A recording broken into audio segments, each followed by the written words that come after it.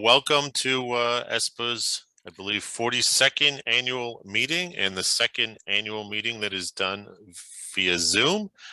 As somebody had pointed out a couple of years ago, in the 40 years of ESPA holding an annual meeting, we never once had more than, I believe, about an inch of snow in Schenectady or Albany, depending on where we're holding the meeting. So it was very convenient that the one time we have an annual meeting in 42 years with more than an inch of snow, we happen to be doing it over Zoom. So that ended up to be a very good situation. Only I will note that the trains are operating across the Empire Corridor, so people who are taking the train would have been able to get to Schenectady if we were holding the meeting there. But of course, for people coming locally and for our speakers, it would have been much more difficult, obviously, with a lot of snow in the Schenectady area. So it is kind of interesting that we are doing this via Zoom, and we happen to have a snowstorm for most of upstate New York.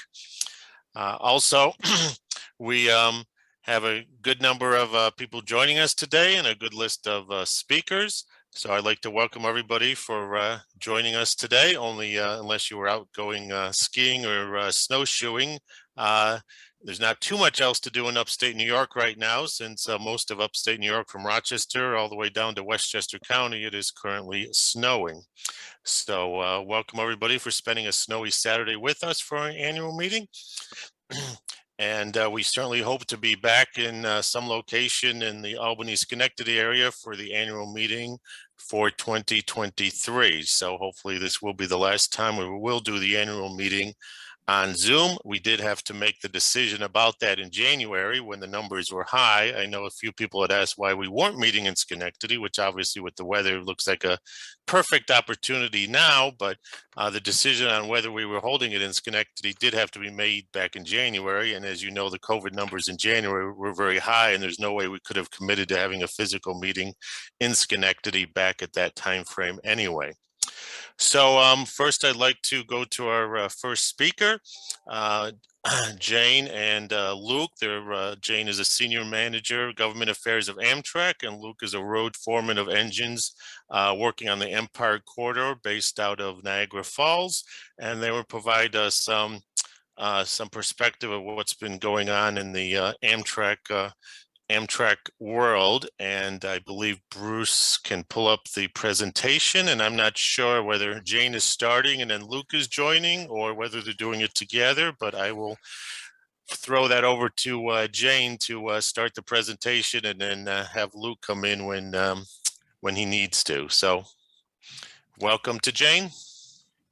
Okay, well, greetings from snowy, windy Philadelphia area. We're getting the same mess down here, so everybody stay safe. We always start Amtrak meetings off with safety briefings, so all of you are probably hunkered down in your home spots, so please be careful of your cords when you get up to take a break today. And the other thing we've recently added to our safety briefings is a cybersecurity note, as that is a topic of high attention right now. So always be mindful of what you're looking at on your email and opening, etc.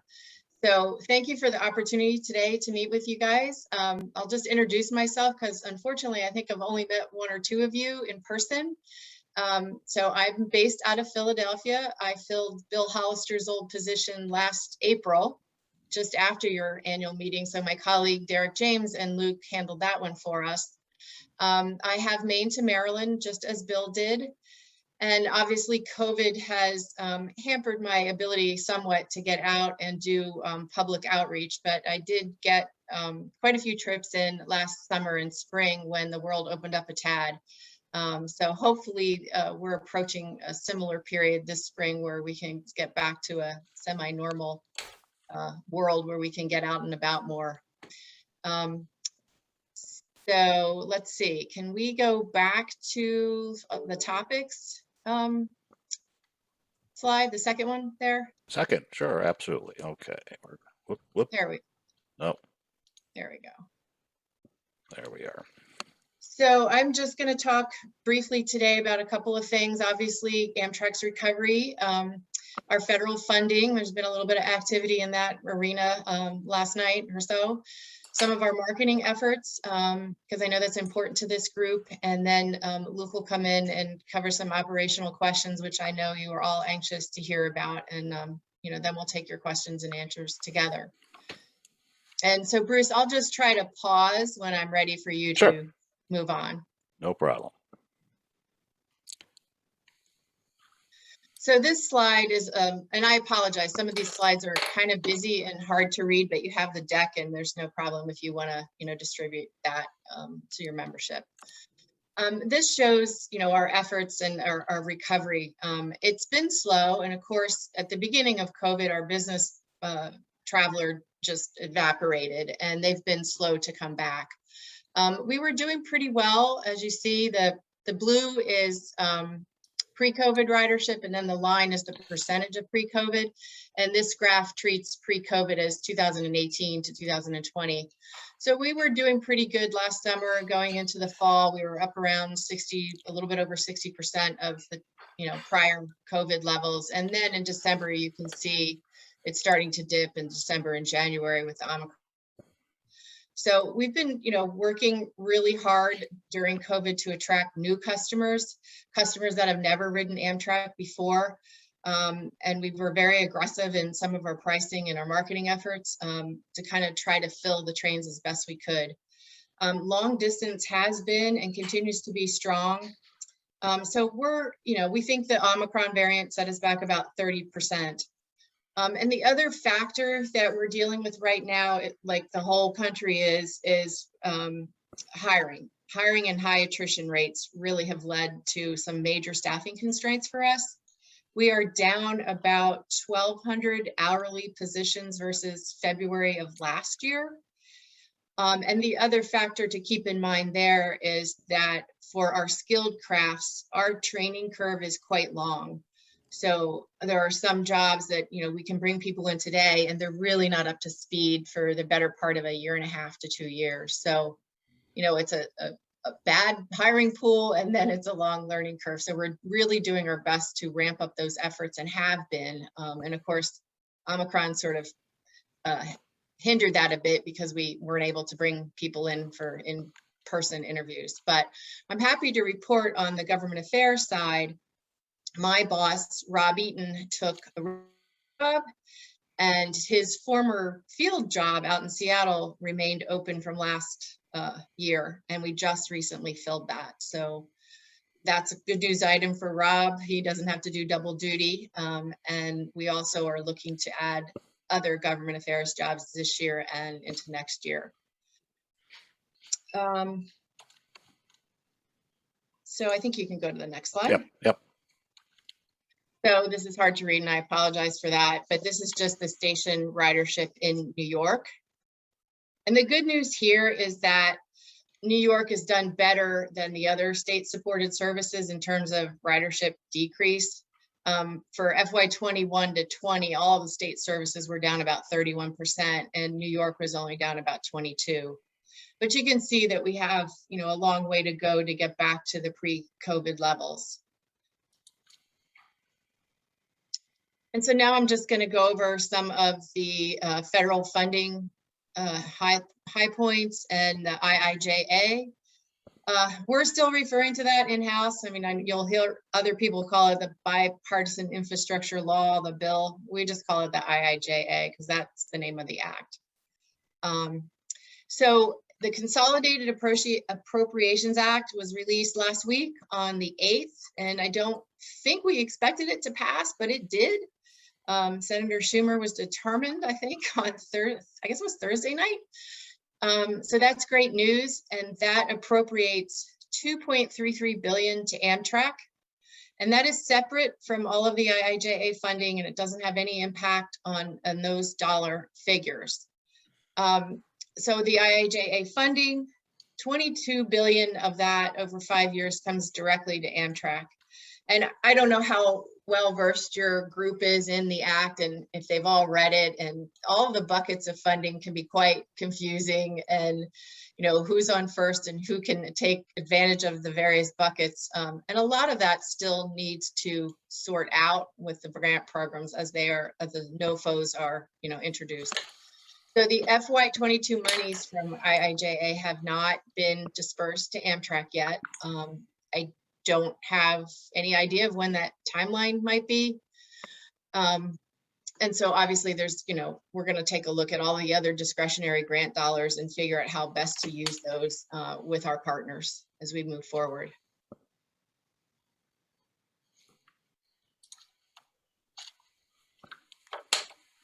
So this is a great opportunity for us. Obviously, it's sort of a once in a lifetime bucket of money, a generational spend, if you will. And so the federal state partner, the second one here is the $12 billion that's going to be dispersed over the 5 years. And the FRA is standing up their corridor development program, and we've assisted them with all of our data that we used when we announced our Amtrak Connects Us expansion ideas last spring. And we've also referred, communities that don't have Amtrak service and, authorities and entities to reach out to the FRA, to talk about their communities and their wish for Amtrak service. The RFI came out from the FRA a couple of weeks ago. So that's all very exciting, but they, like us, have to hire folks and stand up their group to deal with this, corridor identification and development program.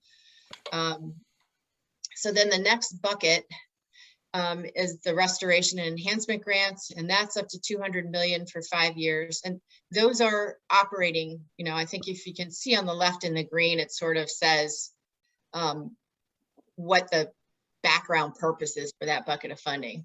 So the 250 million, and I'm squinting here because of my light and my old age, but that's operating funding.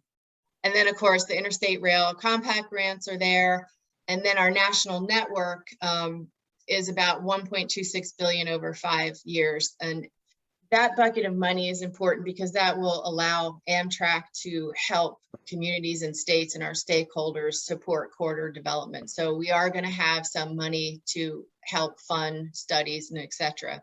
And obviously, in New York, we'll be working closely with NISDOT on any grant applications that they may be putting in for. Again, this is a little bit busy and I apologize. Some of these slides, I'm going to be honest, I stole from another presentation that we gave to the USDOT. So there's a lot of opportunity with IIJA and there's also a lot of challenges. So $66 billion is an awful lot of money, but it is money that is long overdue for funding passenger rail. I mean, we have the largest rail network in the world, but it's primarily a freight network. And, the country just really hasn't wanted to fund passenger rail like some other countries have. So this will be a tremendous help for Amtrak. So as I mentioned before, we'll be working with the FRA on these corridor development opportunities and how to spend the $22 billion to the national network. And then there's other funding programs through the IIJA that can be used for rail efforts, whether it be FTA, capital investment grants, infrastructure investment grants, RIF loans, PROTECT grants. And I confess right now to this group that I am not a grant expert and I am trying to get up to speed, and all of us are trying to understand these new programs and how they're going to be rolled out. And so that is a challenge for us. It's massive industry scale up is going to be needed to deal with this money that's going to flow. And some communities are set up to deal with it well and others are not. So there will be varying levels of assistance that Amtrak is going to be offering to those communities and stakeholders, authorities, DOTs, etc. It's a very complex cooperation paradigm, right? With the FRA, our friends at the host railroads, the states, and the other partners. It's not going to be easy. It's going to take a lot of collaboration to be successful. Obviously, I've mentioned before, there's workforce and supply chain constraints, multiple DOT agencies to deal with, and the various flowdowns. And then the other threat that Amtrak sees is that as a result of the IIJA funding, that perhaps our annual appropriations will be reduced. And those cover our day-to-day operating costs. So that is a concern. That number has been growing over the last few years and that in the right direction. So, we'll keep an eye on that and hope that there's a balance going forward, that it's just not a one-time shot in the arm. And then, in 5 years after the money's, allocated, mostly, that we're back to begging, borrowing, and stealing money to keep Amtrak growth plans moving. So what are we doing to try to get ready for all this? A lot. And a lot of this is still in the early stages. So this year, FY22, there are certain things that we're moving forward that are going to show good results, but a lot of it is just really making sure that we're getting the right people in the right spot so that we're ready for the money, so that we handle it correctly.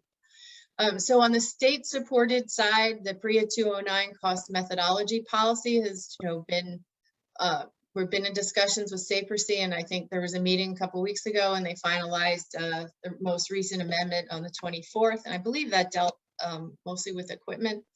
So we're looking at that cost structure and that policy, and working very closely with the states to modify that, as a result, now that we have some years under our belt and a track record. And we're restructuring our team on the state-supported side so we can improve our responsiveness and our capacity to support the individual state objectives. And I will say that we just recently brought back an ex-Amtracker to the state-supported side. Jeff Mann worked for us in 2012, and he's now back as the senior director covering the Northeast. He's going to stay in Raleigh and be based there, but he will have all of my territory. And of course, Chris Natal will report up to Jeff. So I knew Jeff in my prior role at Amtrak, and that's a great hire for us. So I'm really looking forward to working with him to support, all efforts, New York. We're also creating a network development function to lead the route level planning and implementation of service improvements and expansion initiatives across our network. And this team also will lend support to our state partners, where they prefer to take the lead in expansion efforts. And of course, in New York State, we work very closely with NISDOT because we are not going to do anything that they don't want us to do. And we're adding capacity to our planning team. It's a fairly small group, and they put together Amtrak Connects Us, and the response to that, I think, has been slightly overwhelming, at least for my chair. I have gotten lots and lots of calls. What's next? What do I do? How do I move forward? Can you speak here? Can you explain this? And so we really need to bulk up this planning group to provide, just backup support to address all of the information that needs to go out into the communities and to our stakeholders. And then finally, we're standing up a new capital delivery group. Laura Mason was hired several months ago. And I don't know if you all have had a chance to look at her bio, but she's got a very impressive background, and I'm looking forward to see, what she does at the company for us. But we're focusing on developing and executing all non-recurring and non-IT major capital projects. And that includes the large fleet acquisitions, the major station programs, the redevelopment of, Penn Station and Philadelphia, 30th Street and Baltimore, etc. And then of course, other major third-party projects. So, and under that group, there's going to be a project services team that's created to focus on the actual implementation planning and the project controls so that we're set up to succeed and bring the projects in on time as planned and on budget. So what's next for IIJA funding? We're going to continue to focus on things that benefit the customer, refreshing our equipment, improving the onboard Wi-Fi, expanded bike service. I know that's important to upstate New Yorkers. And also working on our mobile and web resources. And I'll have a little bit more to say about some of those improvements. Our riders also want to be able to easily connect on an app to other modes of transportation. So we're in the process of identifying a technology partner to implement an integrated ticket operation with other modes. And of course, the big news is that we will be expanding some new services this summer. Ethan Allen extension to Burlington. We're working very hard to make sure we bring all of that in to start in July, I think is still our target. The Massachusetts trains, the special trains that will be running between, excuse me, Boston and Pittsfield, Twin Cities, and of course, the Gulf Coast. So that will be, a primary focus for the next few months. Then there are also plans to essentially refleet our whole system. You've heard about the intercity train sets, I'm sure. That was a $7 billion procurement for 73 train sets, and we have an option to secure 130 more to support quarter growth. And those are forecast to enter service between 2025 and 2030. Of course, the Siemens LC42 diesel locomotives for long distance routes, 75 of those were ordered last year, and now we're going to be purchasing 50 more of those with the IIJA funding. The new Acela train sets, not sure what our current target date is for those, hopefully this year. There's a beautiful set sitting in Philadelphia, so all I can say is that it looks great. I know the testing has been going well. So I was remiss in not kind of getting the recent update on when we think the target is for those to go into service, but maybe Luke has info, I'm not sure. And then, last but not least is a new long distance fleet purchase. So we're developing an RFI and RFP and probably do a contract award in a few years with delivery in the late 2020s, early 30s. So, and of course, the other big news item that y'all hear being in New York is just the huge infrastructure program that we're doing on the NEC. So the commission has their Connect 2035 plan out there that lists all the projects. And I think if you looked at the dollar funding for the next 5 years for that list of projects, I think it's 45 billion. So you can see that even though the IIJA is a huge bucket of money, it's not enough. So we will just progress every project as best as we can as the funding comes in.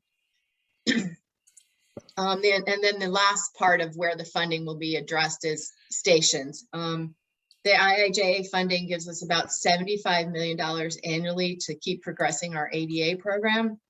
I supported the ADA program in my prior role in the host railroad group, and I believe that is set up to sunset on FY 26 or 27. So those folks are working diligently all across the country with our host railroads to get, new designs for egress, new platforms, et cetera. And in the stations where we have responsibility inside to, make all of those ADA accessible.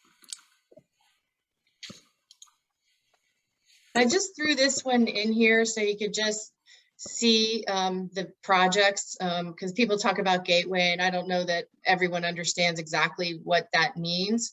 There's 10 blocks on this screen, but there's actually 11 projects because there's 2 in the Secaucus project and then the Bergen Loop. So the colors, the purple means the projects are in concept planning. So there's 4 of those.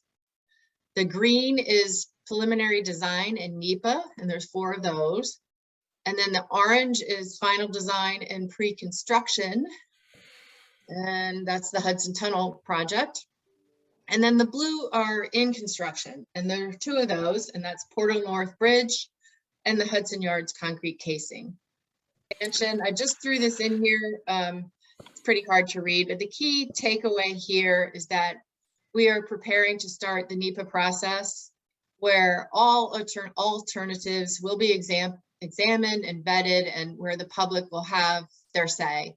So there's a lot of activity, shall we say, around Penn Station expansion or Penn Station reconstruction. We're working hard with our partners to move these discussions along, and NEPA is going to be starting sooner than later on that. So Rhinecliff. I know you're all interested in Rhinecliff. So we recently completed repairs to the women's restroom. We also have weekly meetings on this project, and I sit in on those calls, and I'm very vocal. But the ADA and the SOGR work is about at 90% design complete. And we've recently incorporated scope changes to protect NISDOT's plans to do their track work in the future.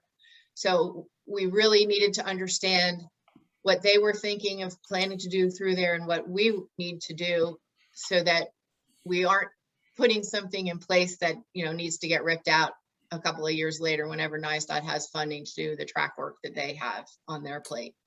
So that's a good news item. That took a lot of coordination, but I think we're at a point where we can keep the ADA platform project moving and on target.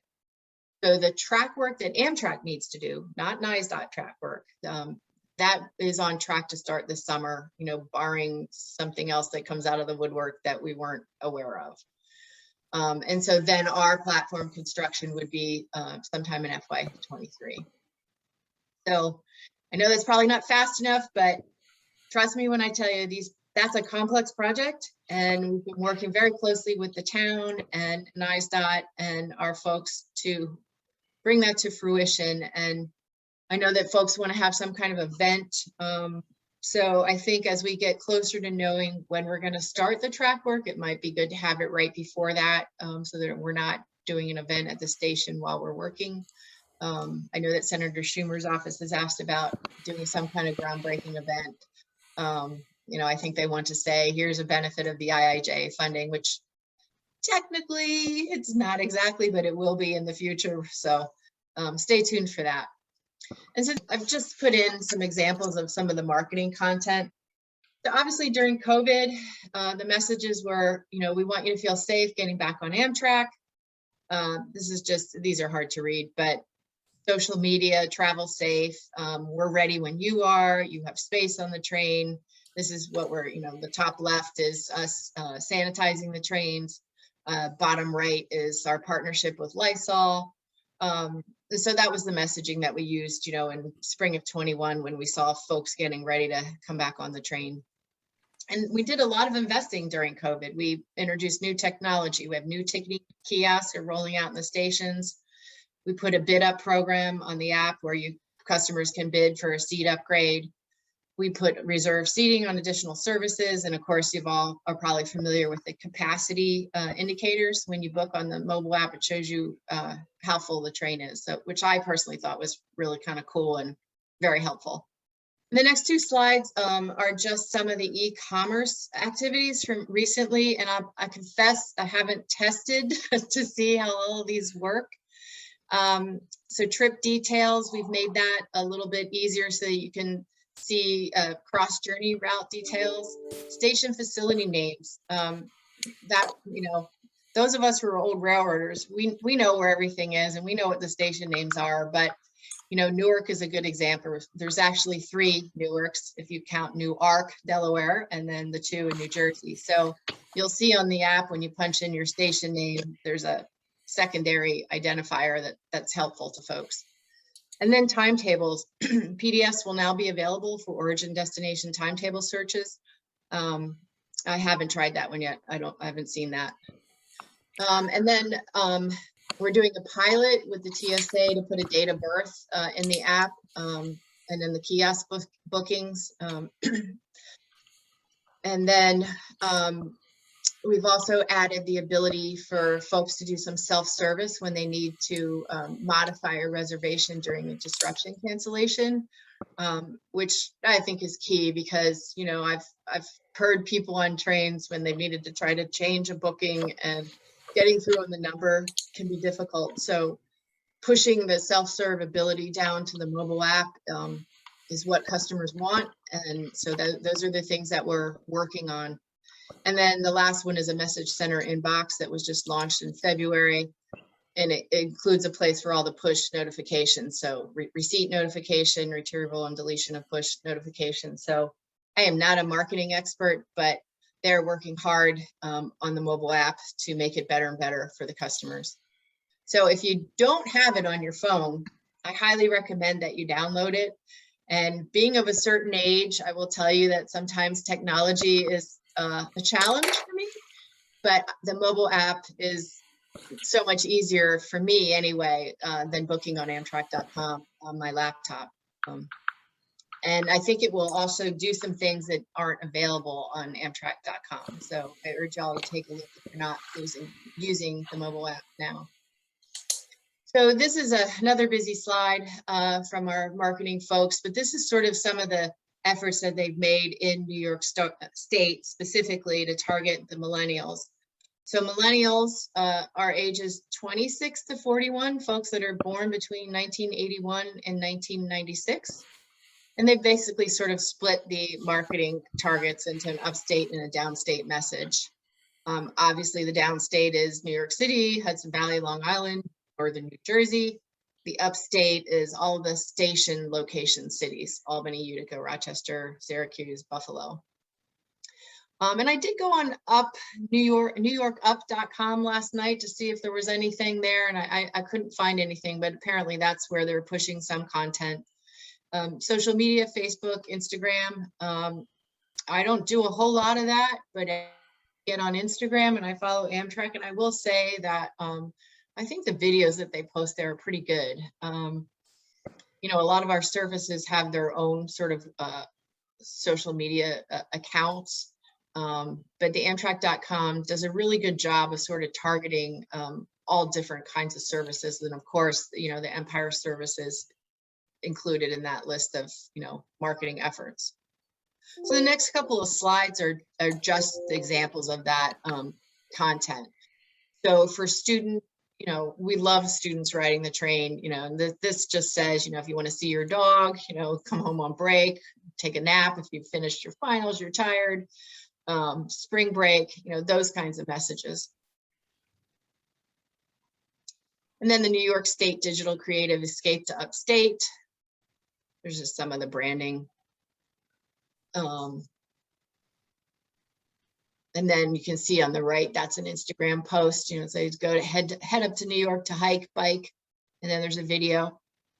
New York State and Save, you know, and this was tied to last year's 2021, our 50th anniversary. So I think they do a pretty good job in DC of, you know, trying to market specific stuff to regions. Excuse me. And then if you can just page to the on-time performance slide for me. So the blue is January OTP. I apologize, the February numbers came out last night. I looked at them real quick. They don't really change these percentages.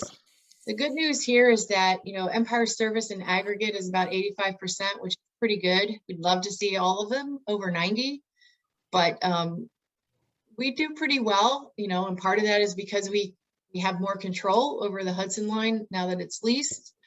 So the green is over the last 12 months. So these are respectable numbers. You can always have room for improvement. And that's what Luke and company strive for every day. So I will now turn it over to him to sort of give you a little update on the services in New York State, and then we'll both be happy to take any questions that you might have. Well, good morning, everybody. My name is Luke Irvine. I'm the road foreman of engines here based out of Niagara Falls in Buffalo, New York. This is my second year doing the ESPA annual meeting, as Jane said. So thanks again for having me. I always enjoy meeting with you guys, and Bruce and I stay in contact throughout the year, and you know, really appreciate all of your support. Like Jane said, I am kind of the operations guy here from Niagara Falls and Buffalo through to Syracuse. I used to be an engineer out of Albany, so I am still qualified between Albany and Syracuse. So I assist that Albany management Empire team wherever I can. So, you know, like Jane said in her last slide there about on-time performance, that's been one of my main focuses for the last year. As everybody is no doubt aware, the majority of the Niagara Falls to New York service, you know, is over a host railroad, CSX.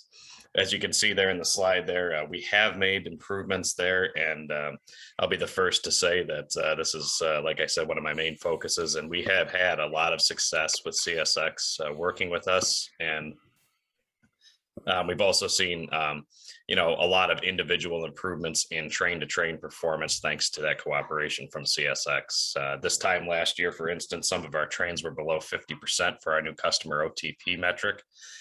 Some of those trains now are approaching the high 80s or low 90s. So we certainly appreciate the cooperation from CSX on that, and their willingness to work with us. One of the other things that I can speak to there is, what Jane spoke about there as far as being able to hire people and bring people in post-pandemic here. It's a challenge for not just Amtrak, but everybody out there. She spoke to the long lead time for these positions. I can give a couple of examples there. And just for instance, we're short an electrician here in Niagara Falls right now due to a retirement last year. And the lead time to hire somebody as a journeyman and get them trained and ready to do, this type of work on locomotives and cars is somewhere between 7 and 9 months. So if we hired somebody tomorrow, it would be almost the end of the year before they were ready to go by themselves. So that coupled with, the long hiring process and, our HR department's own, lack of assistance in their department, or I shouldn't say lack of assistance, but lack of manpower and their need to fill jobs has kind of slowed that process down. So they're catching up now. They're very helpful to work with. They've got a lot of people that they're bringing on board in their departments. So we're hoping to expedite that hiring process a little bit.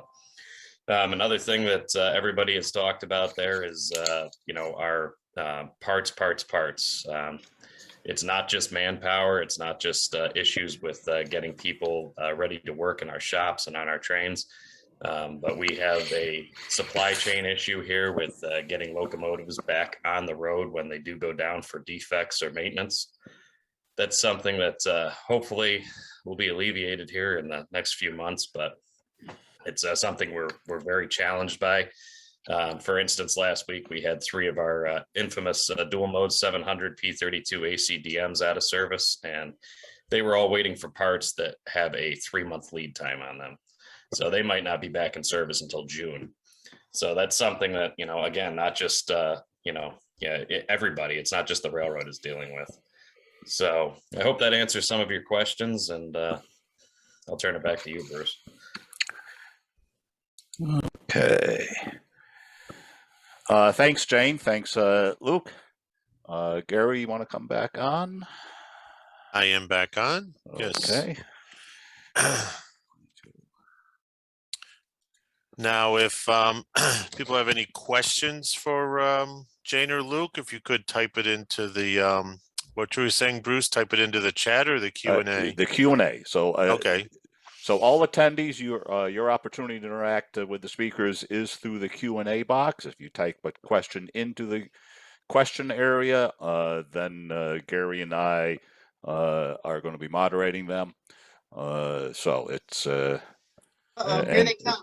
And here they come, right? Yes. Give them a chance, Jane. There's never a problem with our constituency, obviously. Yeah, there's a few things we didn't talk about. Yeah. So I saw one about specific delays in the Lakeshore Limited. Is there something that causes those? Maybe Luke, you could address that, perhaps? As far as the Lakeshore Limited goes, between Cleveland and Hoffman's there just outside of Albany, our Lakeshore Limited does fairly well. Again, CSX is actually, they deserve a lot more credit than they get for running that train very well. As far as affecting LSL on-time performance, unfortunately, our main issue is congestion with Norfolk Southern west of Cleveland all the way out to Chicago. That's kind of outside of my purview, so I can't really, answer any questions about any progress with Norfolk Southern, running our trains a little bit more efficiently. But I can tell you that based on some of the people I do know that work for Norfolk Southern out of this area, again, it's a little bit out of their purview, but they do say that they have major congestion issues, manpower issues, the same thing that everybody has, crew shortages. There's a lot of mitigating factors that go into that. Do I think they can do a lot better? Like Jane said, there's always room for improvement. So of course we can all do better at everything that we do in this industry. Unfortunately, these things just take time to hash out. Question on potential restoration of cross-border services, which obviously is important to us in Western New York and certainly going up to the Adirondack to Montreal. Well, I can start with that, and then Jane can finish. As far as border crossing information, that's outside of my operations, day to day. And Montreal is kind of not my area anymore, even though I used to work up there. But one of the issues going up to Montreal again was, if you guys recall, pre-pandemic there, we had some service disruptions there due to some track blockades that occurred there in early, I guess it would be 2020 now, late 2019, early 2020. So that started to interrupt that service then. And then we kind of rolled right into this pandemic that, shook the world and stopped everything from rolling. As a result there, we do have to get everybody that worked those services requalified to Montreal. Those engineers and conductors haven't worked up there in 2 years. That has proven to be a little bit of a challenge. Again, based on equipment allocation, we need to have locomotives and cars to actually run those qualification trains. Again, as everybody knows on Amtrak, that's been a little bit of a challenge. Again, getting back to the parts, getting back to the people that needed to be hired in the shop to do that maintenance, that's all important. And another thing that I know our host railroad department is working on diligently with Canadian National is track conditions north of the border. That railroad has been freight only for the last 2 years. It's my understanding that the track condition is a little bit below our standard of operation, and they're working diligently with Canadian National to get those track conditions brought up to 50-mile-per-hour operation so that we can get between Rouse's Point and Montreal. So my boss, Rob Eaton, is the company lead for all 3 Canadian service restarts, and I'm on those calls every week. There are a lot of issues with the Adirondack. The Maple Leaf will probably come back before the Adirondack. And as Luke mentioned, the last mile into Montreal is owned by a different railroad who's kind of new to the party. And those negotiations, I understand, have been kind of interesting. So that's one factor. So, it's unfortunate that we can't tell you it's going to start on this date, but we're working hard. We want it back as well. It's just, we just didn't anticipate that it would be this long. But Rob talks to the Canadian folks every week.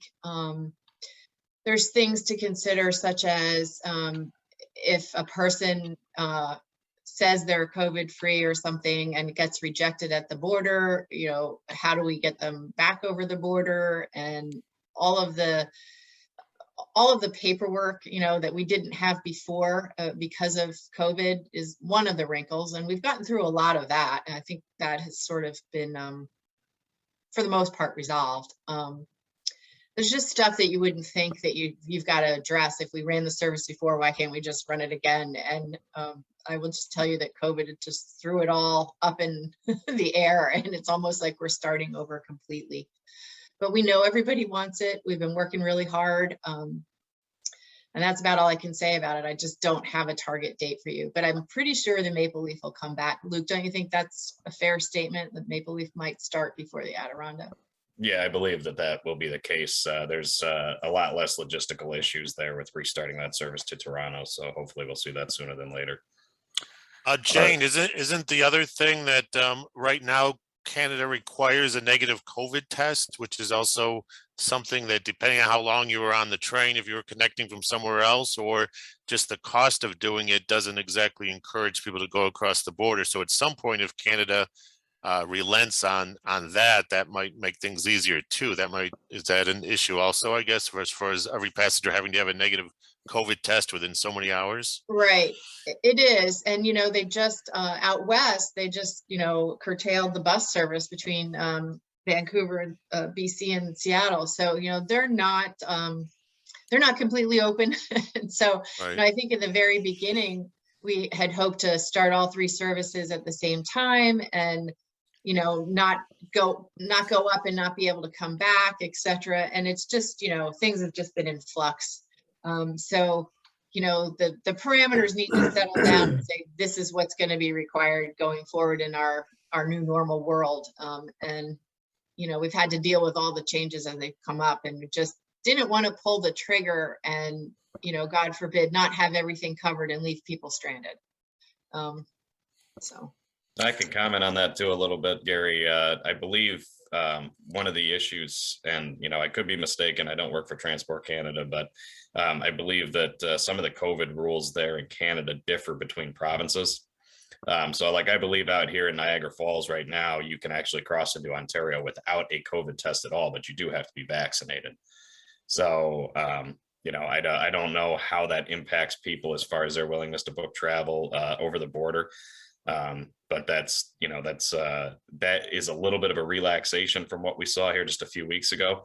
But I think one of the things that we're worried about here at Amtrak, and at least at my level, is restarting these services and then having another one of these surges and then having them clamping back down on the service. So we get the service back up and running for 3-4 months, and then the next winter hits, and then we have another outbreak of another variant of this thing, and then they say no more train service across the border. Obviously that's not something we want. We want to restart this thing, and we want it to run forever. It's not just like hot water faucet. We can't turn it off and turn it back on constantly. We need to be confident that when we do turn it back on, it's going to stay on. Luke, I know you can address this, but certainly we want to help advocate for the advancement of the design and construction of a new maintenance facility for Niagara Falls. You and I talk about that quite a bit, and I certainly know folks who are up there who lay on the ground, in the snow, in the water, doing the maintenance on the turnaround. Could you speak to that and how important that is? It's extraordinarily important, Bruce. Like you said, we have, one of the best mechanical teams that I've ever seen up there, and I've worked for many railroads over the last almost 2 decades now. And those guys are great up there. We recently, we've recently been dealing with 63 running back up as far as Niagara Falls, which is a great thing, having the 3 round trips. But of course, that also adds to the fact that, we don't have enough space to maintain 3 train sets up there.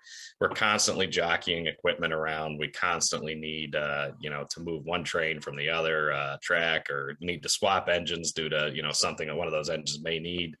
Of course, there's the fact that we have to put the trains in the facility in a certain order so that we can make sure that the mechanical department can get all the servicing done, such as, emptying toilets and cleaning the cars and fueling stuff if necessary. It's something like you said, when you see these guys crawling around underneath the track, in the snow and in the dirt and in the oil, it's really something that we need for everybody involved to make an investment in. As far as, I don't know too much about, the progress. I haven't heard anything in quite some time, but I can tell you that the last thing I heard was that they were hoping to have a facility built that would kind of coincide with the introduction of new equipment on the Empire. So I'm not sure if that's still the case, but, I sure hope it is. And I would really like to see it up here sooner than later. I'll just add to that. Whenever there's a list of, projects that we want to make sure we share with NISDOT, here are some of the projects. Marie Corrado, who used to be a NISDOT employee, who now works for us, always says, don't forget my Niagara maintenance facility. Don't forget my, and so it's on everybody's list for sure. And it's definitely needed. And it's definitely on our list too. And we talked to NISDOT about that, and there were many other priorities they have. I just wanted to touch on, Jane, you mentioned the new PDF timetables, which again are not the same as the old printable, but the world's never going back to what it was before pre-COVID. And rail advocates just need to understand that, I think. But the new system, I have worked it. It does do a good job of printing out, and certainly gives you as Amtrak a lot of flexibility because it's real-time information, as opposed to putting out something that's printed that could be out of date the minute you print that. Exactly. We in ESPA I'm going to do a little how-to video, which is in my technological ability, that we'll have up on our sites, just to let people know how they can do that to help bridge that communication. Excellent, thank you. Do you want us to address the food service questions here? Sure. If you want to take them, go right ahead. It's a non-answer answer, but I will just say that, it's a shame. That was one of the things that COVID put a, dagger in the heart of the food service plan, right? So, I think that it's going to take probably a little bit of time before our friends at NISDOT are ready to kind of talk about that and consider that again. And then, of course, with the hiring issues, lifting that up again in Albany, will be a challenge, but I think it's, it's not out of the question for the future. At least in my opinion, it's, something that could be talked about because we were so close before COVID, to making it a reality. So. And again, Jane's referring to the Hudson Valley Food Service coming back. And indeed, at our annual meeting in 2020, which was the last event that most people got together for before COVID, the announcement on that coming back was very, very intimate. So again, COVID certainly had an impact on that, no question. Let's see here. All good points. We certainly appreciate that. I will reiterate certainly what both of you have said about staffing being a challenge. I think we all need to recognize that, parts and such. Luke, from a staffing standpoint, I know there are questions about 288 not operating still and things like that. I know that has a lot to do with the crew rotations and such. As far as 288 operating, I haven't heard anything about it in a while, but I do think that we can be hopeful that we'll see 288 coming back this year. I think that most of the issues surrounding that have been resolved. The shop in Albany was able to get a significant amount of people hired. Again, a lot of those people are still journeymen, so they have a lot of training to complete, but that's been going on for several months now. So I think that you'll see most of those people working on their own and able to get their job done by themselves here over the summer. The other thing that I would reiterate is, of course, for instance, I keep going back to an electrician craft position, and of course those people that come and wire a new light in your living room are very, very competent people, and there's a lot of training that goes into that. But the one thing a lot of people don't realize is how complicated these locomotives are and these cars and the electrical system. So, becoming an electrician here not only requires being an electrician to start, but it's certainly a new level of training. So, but I believe that they've got a lot of those people hired. A lot of those people are almost ready to go. As far as train crews go on this end, we're okay with train crews. I think we're really made a lot of progress there. The one thing that I think that we need to keep doing is we need to keep hiring assistant conductors. So if you know anybody that wants to work as an assistant conductor, encourage them to apply. We have, I was involved in the last interview panel for assistant conductors for the Empire, and I can attest to the fact that we 18 years ago when I hired out on the railroad, we had people knocking the doors down to get a job here on the railroad. We're not at that point anymore. Like you said, COVID has changed the world forever. You've got other things going on, outside of the railroad industry, like this great resignation that we keep reading about in the papers and everything. But we just don't get the same number of people applying for these jobs as we used to. It's a very difficult selection process, and when you don't have a lot of people or a great pool to pick from, obviously that's a problem that we're trying to work through. So I encourage everybody to apply for jobs as assistant conductors. We definitely need a bigger candidate pool. We definitely need to hire more. But I do think that, we can be hopeful we'll see 288 back this year. Okay, Gary, any questions from your end? Let's see. The one thing is the return of trains in general. I know you just recently returned, I think, was a one round trip between Albany and New York. As somebody had pointed out to me yesterday, I don't know if that was because of college break or what, but from Albany heading south into New York, every single train was sold out at least 2 days in advance, except for the 5:55 a.m. departure yesterday morning. So the Friday, Sunday ridership certainly is back, but obviously you did add, I think, one round trip back recently at the end of March, or you will add one round trip at the end of March. Is there any idea of bringing some of those other departures back, especially the late evening one back from New York that allows people to go to shows and sporting events and all of that, especially with baseball back and hockey and basketball playoffs and Broadway shows coming back, along with just handling some of the regular commuters, which seem to be coming back.